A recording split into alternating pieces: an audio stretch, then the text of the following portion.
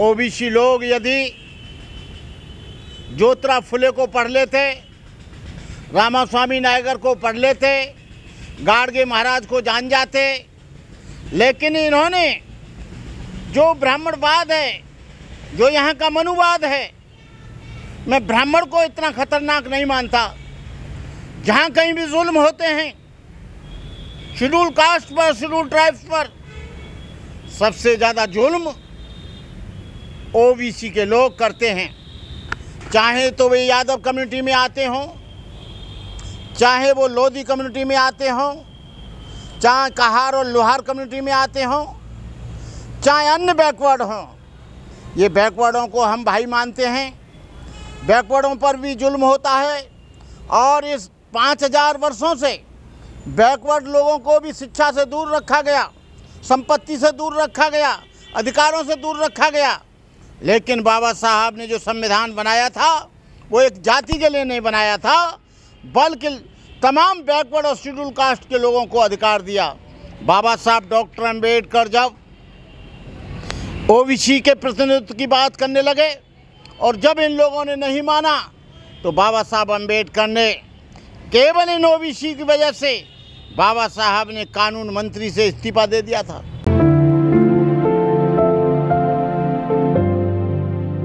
OBC समाज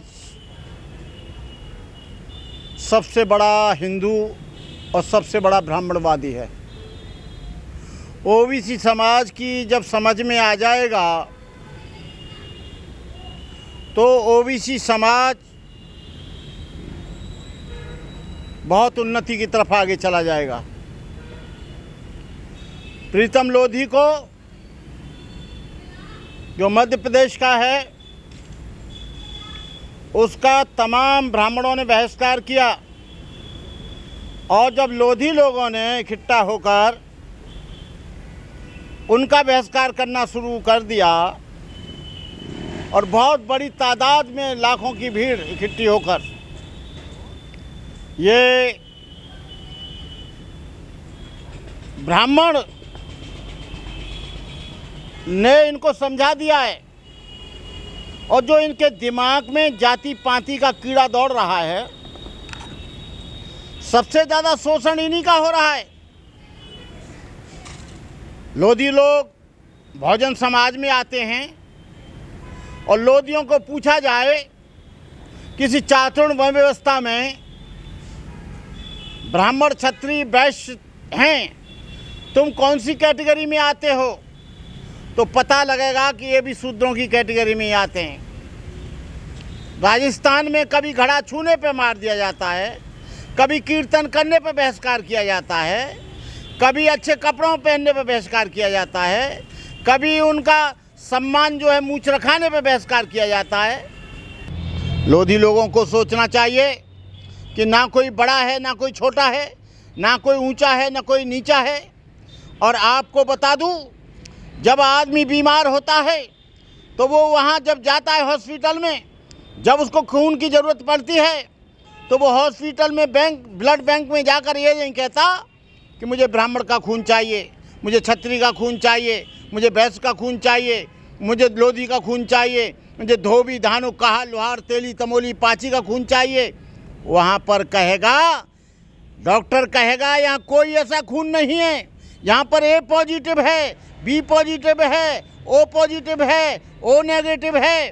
तो वहाँ पर जाति के नाम से जब ये मरता है तब नहीं पूछता है कि मेरे ऊपर कौन सा खून छड़ रहा है, और केवल कीर्तन करने पर उनका बहिष्कार कर रहे हैं। अरे बहिष्कार हुक्का पानी का क्या करोगे? तुम तो सदियों से हुक्का पानी उनके साथ वैसे भी नहीं पीते हो, सदियों से खान पान वैसे भी नहीं करते हो। वो तो वैसे भी हुक्का पानी और वो छिके हुए हैं, अलग हैं। हुक्का पानी से क्या अलग करोगे? लेकिन ये सामाजिक मान्यताएं, क्योंकि वो बहुत संख्यक रूप में जहाँ जहाँ रहते हैं वहाँ यदि कीर्तन किया तो केवल कीर्तन में चले गए, तो क्या कीर्तन जिन नाम के किया जा रहा है वो क्या तुम्हारी जाति के हैं? अरे लोधी लोगों, तुम्हारी जाति के 2 बड़े नेता उत्तर प्रदेश में हुए, एक उमा भारती मध्य प्रदेश में और उत्तर प्रदेश में कल्याण सिंह। लेकिन जिसका तुम कीर्तन कर रहे हो राम मंदिर में तुमको मेंबर नहीं बनाया। अरे लोधी लोगों, तुम कहीं भी पूजा पाठ नहीं कर सकते, कोई भी ब्राह्मण तुमको किसी मंदिर में नहीं रखेगा, कोई भी आदमी तुम्हारे यहाँ कथा भागवत नहीं कराएगा, कोई भी तुम्हारे द्वारा कोई तुम्हारी कथा नहीं सुनेगा। आपको मालूम होना चाहिए, जब राम मंदिर बना तो राम मंदिर में क्या हुआ, जो निर्माण कमेटी बनी, ना उसमें तुम्हारे कल्याण सिंह लोधी थे, ना तुम्हारी उमा भारती लोधी थी, ना उसमें प्रीतम लोधी था, उसमें सारे के सारे अगड़ी जाति के थे, ब्राह्मण थे, बनिया थे, ठाकुर थे। और जो न्यास बना है राम जन्मभूमि का, उसमें तुम्हारी तो चलती क्या है, उसमें बनिया भी नहीं है, उसमें छत्री भी नहीं है, उसमें सारे के सारे लोग ब्राह्मण हैं, और ब्राह्मण ही उस कार्य को देखेगा, ब्राह्मण ही पूजा कराएगा, ब्राह्मण ही दान लेगा, ब्राह्मण ही दान पेटी खोलेगा, ब्राह्मण ही लड्डू खाएगा, ब्राह्मण ही फल खाएगा, ब्राह्मण ही वहाँ जो 56 प्रकार के भोजन आते हैं भगवान को अर्पित करने के बाद ब्राह्मण ही खाएगा। तुम्हारे लिए क्या है, तुम्हारे लिए तो वहाँ झूठन भी नहीं है, तुम्हारे लिए तो वहाँ भोजन भी नहीं है। अरे मैं प्रीतम लोधी को धन्यवाद देता हूँ, जो वो नया नौजवान मनुवाद के खिलाफ आया है, जुल्म के खिलाफ आया है, अत्याचार के खिलाफ आया है, विषमता के खिलाफ आया है, वो जातिवाद के खिलाफ आया है।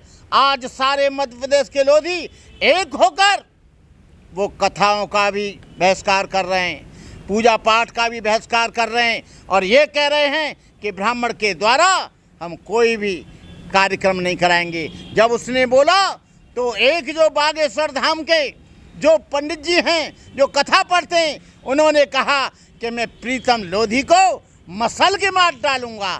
तो आप बताइए, मसल के मार डालूंगा वो किस जाति का है? तुम्हारी जाति का है, जो जिसको मसल के मार रहा है। और तुम यदि वो कीर्तन शेड्यूल कास्ट का आदमी और शेड्यूल कास्ट ट्राइब्स का आदमी यदि करता है, क्या तुमको ये सर्टिफिकेट देकर गया है भगवान कि तुम ही करोगे और कोई नहीं करेगा? इसलिए मैं तमाम देश के दलित लोगों से, शेड्यूल कास्ट के लोगों से, आदिवासियों से और शेड्यूल ट्राइब्स के लोगों से मैं निवेदन करूंगा, चाहे वो भील हों, चाहे मेघवाल हों, चाहे जाटव हों, चाहे कहार हों, चाहे खटीक हों, चाहे पासी हों, चाहे पासवान हों, इन मंदिरों में जाना बंद कर दो, कथा भागवत बंद कर दो। लेकिन आप स्कूलों में अपने बच्चों को भेजो, स्कूलों में जाओ, अच्छी किताबें पढ़ो, अच्छा साहित्य पढ़ो, और उस साहित्य को पढ़ो जिसमें कोई विषमता की बात नहीं कही गई है, उस साहित्य को पढ़ो जिसमें जातिवाद नहीं है, उस धर्म को स्वीकार करो जिसमें छुआछूत नहीं है, उस धर्म को स्वीकार करो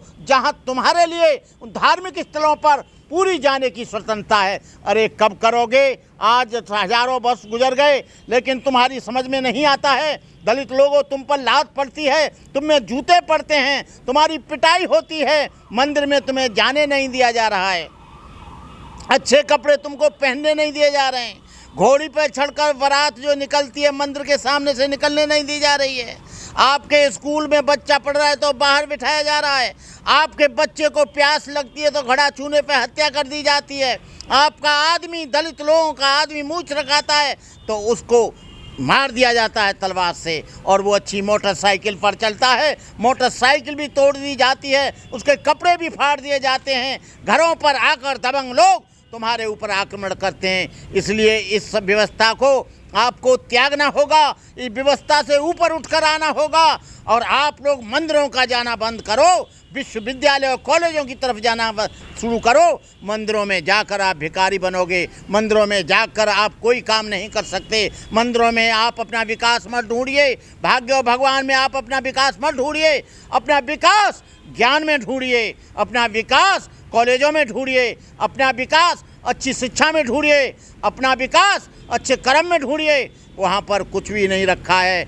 इसलिए मैं आप लोगों से निवेदन करूंगा कि जहां आपको लात मर रही है, जहां आपका बहिष्कार हो रहा है, जहां आपका पूजा पाठ करने से रोका जा रहा है, जहां आपकी बारात छड़ने से रोका जा रहा है, ऐसी जगहों का परित्याग कर दो। बाकी तुम्हारी मर्जी है, लात खाते रहो, और जब तुम में लात पड़ेगी तो मैं तो कहूँगा इसमें 4 लात और मारो। जब आप में जूते पड़ेंगे तो मैं कहूँगा 20 जूते और मारो। जब आपकी बारात को रोका जाएगा तो मैं कहूँगा बिल्कुल रोक दो, क्योंकि आपको आदत पड़ गई है, आप मजबूर हो गए हैं, आप गुलाम हो गए हैं। आपकी मानसिकता पूरी की पूरी पैराडाइज हो गई है, आपकी मानसिकता डैमेज हो गई है। इसलिए मैं आप लोगों से कहना चाहूँगा कि जहाँ आपका अपमान हो, बाबा साहब अम्बेडकर ने 1956 में कहा था, जो धर्म तुम्हारी स्वतंत्रता में विरोध पैदा करता है उस धर्म में क्यों रहते हो। जो धर्म तुमको कदम कदम पर अपमानित करता है उस धर्म में क्यों रहते हो। जिस धर्म में तुम्हारे लिए समानता नहीं,